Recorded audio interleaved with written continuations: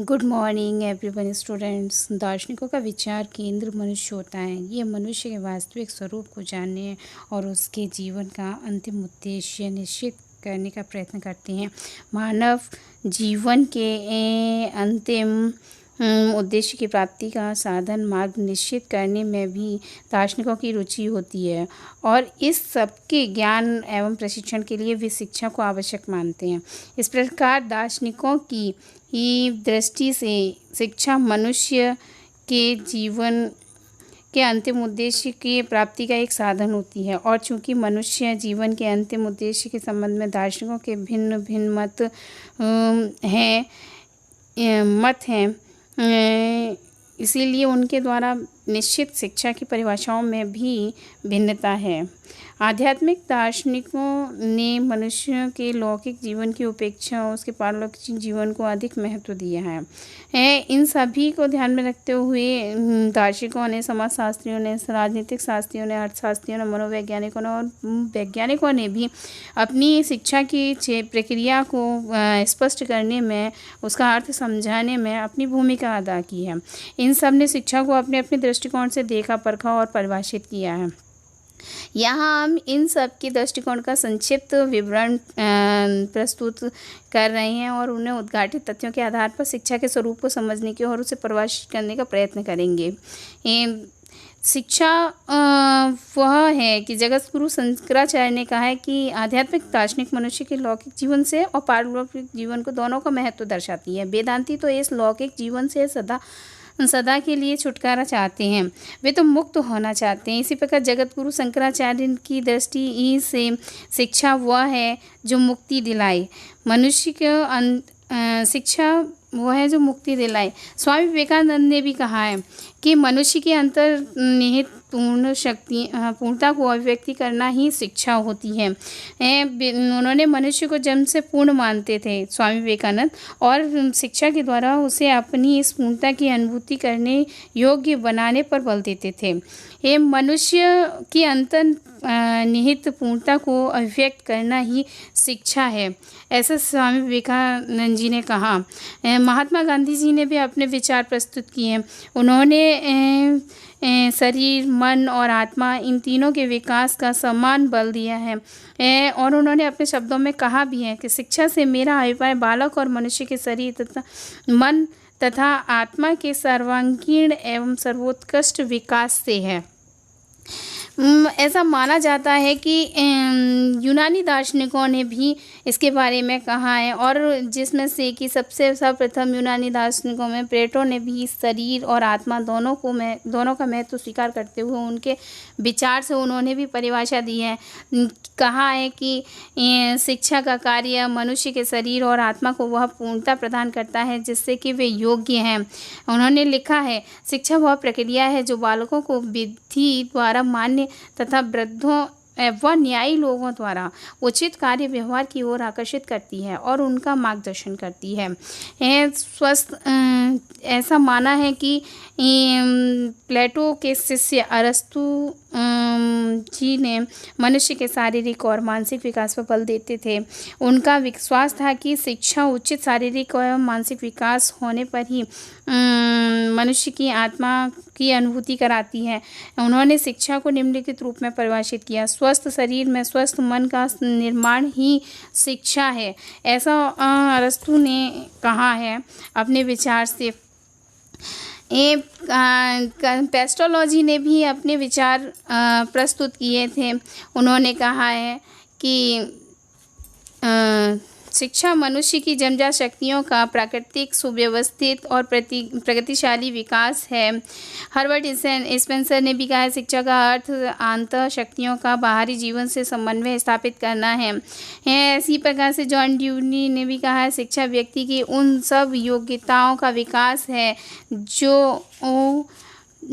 जो उसमें अपने पर्यावरण पर नियंत्रण रखने तथा अपनी संभावनाओं को पूर्ण की सामर्थ्य प्रदान करे।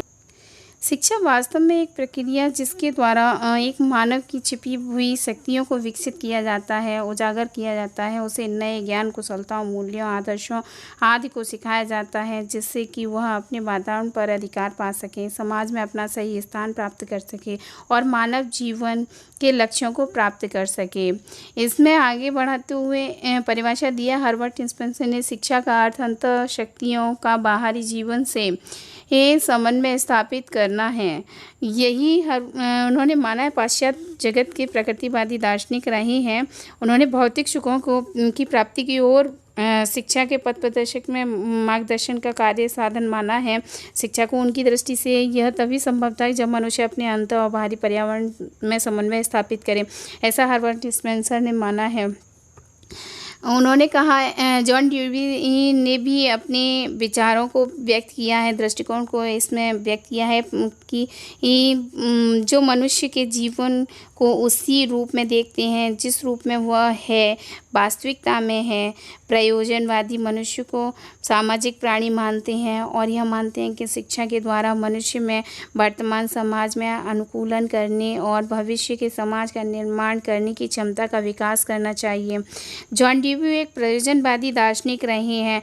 उन्होंने कहा है कि शिक्षा व्यक्ति की उन सब योग्यताओं का विकास है जो उसमें अपने पर्यावरण पर नियंत्रण रखने तथा अपनी संभावनाओं को पूर्ण सामर्थ्य प्रदान करें। शिक्षा व चेतन और सोच विचार से की गई प्रक्रिया है जिसमें एक व्यक्तित्व अन्य व्यक्तित्व पर इसलिए प्रभाव डालता है ताकि संदेश वाहन और ज्ञान के उपयोग द्वारा दूसरे व्यक्ति के विकास को संशोधित किया जा सके। जॉन एडम्स ने में इसका विचार दिया है। शिक्षा को ऐसी प्रक्रिया समझा जाना चाहिए जिससे व्यक्ति का अपनी प्रकृति, अपने साथियों और ब्रह्मांड की सर्वोच्च प्रकृति के साथ साथ परस्पर समायोजन होता है। H.H. हॉल्ट ने इसकी परिभाषा दी है। शिक्षा बालक के संपूर्ण व्यक्तित्व का पूर्ण विकास है। इसके बारे में टी.पी. नन ने कहा है, शिक्षा वह चेतनापूर्वक नियंत्रित प्रक्रिया है जिससे एक व्यक्ति के व्यवहार में और व्यक्ति के माध्यम से समूह के व्यवहार में परिवर्तन लाए जाते हैं, ऐसा ब्राउन ने कहा है। शिक्षा एक विकास की प्रक्रिया है जो बालपन से युवावस्था तक चलती रहती है। इस प्रक्रिया के द्वारा वह अपने प्राकृतिक, सामाजिक और आध्यात्मिक विकास को स्वयं धीरे धीरे प्राप्त करना है। टी. रेमांड ने ऐसा विचार प्रस्तुत किया है। इंटरनेशनल डिक्शनरी ऑफ एजुकेशन के द्वारा भी अपने विचार प्रस्तुत किए गए जिसमें शिक्षा का अर्थ वे सभी प्रक्रियाएं हैं जो मानव योग्यता और व्यवहार को विकसित करती हैं, ऐसा कहा जाता है।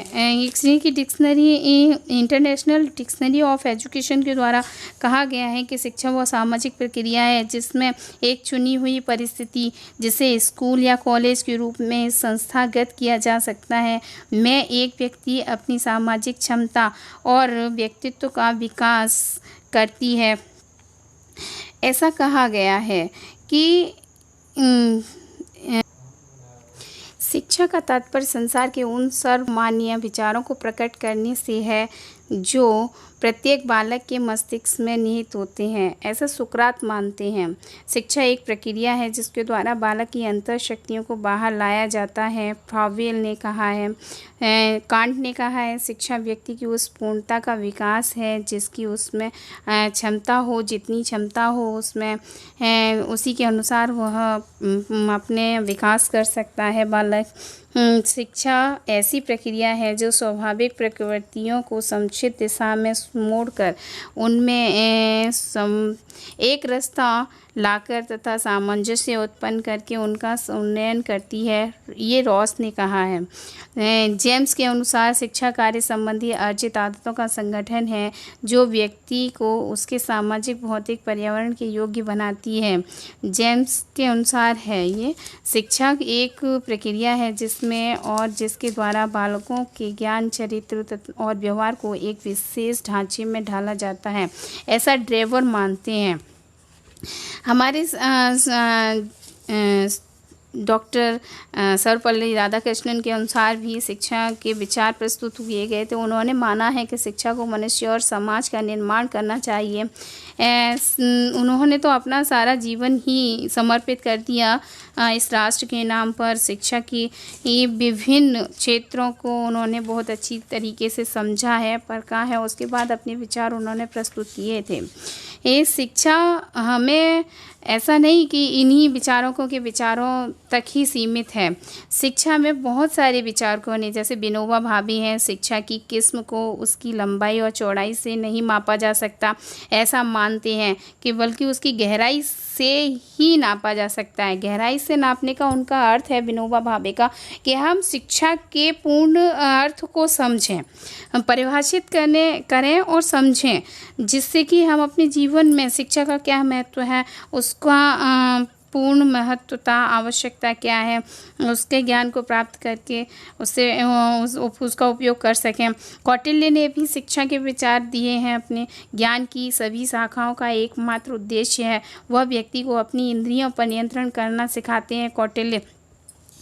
रविन्द्रनाथ टैगोर ने भी अपने विचार प्रस्तुत किए हैं, दृष्टिकोण दिया है। वह शिक्षा ही सर्वोच्च प्रकार की है जो इसमें न केवल सूचना और ज्ञान प्रदान करे, बल्कि हम में और संसार के अन्य जीवंत प्राणियों के बीच में प्रेम और भाईचारा विकसित करे। ऐसा रविन्द्रनाथ टैगोर जी मानते थे। ये शिक्षा के क्षेत्र में विभिन्न विद्वानों ने अपना अपना मत पूर्ण किया है। आगे राधाकृष्णन जी ने और भी बहुत सारी चीज़ें बताई हैं शिक्षा के बारे में। पूर्ण होने के लिए शिक्षा को मानवीय होना चाहिए। इसमें न केवल बौद्धिक परीक्षण या प्रशिक्षण ही शामिल होने चाहिए, अपितु हृदय का परिष्कार और आत्मा का अनुशासन भी शामिल होना चाहिए, ऐसा डॉक्टर राधाकृष्णन मानते हैं। उन्होंने माना है कि शिक्षा हमारे जीवन में अनुशासन लाती है। हमारे जीवन का एक मुख्य उद्देश्य शिक्षा होता है। उद्देश्य को निश्चित करना, लक्ष्यों तक पहुंचाना शिक्षा का ही कार्य होता है। कभी वह साध्य के रूप में हमारे सामने आती है, कभी साधन के रूप में हमारे सामने आती है।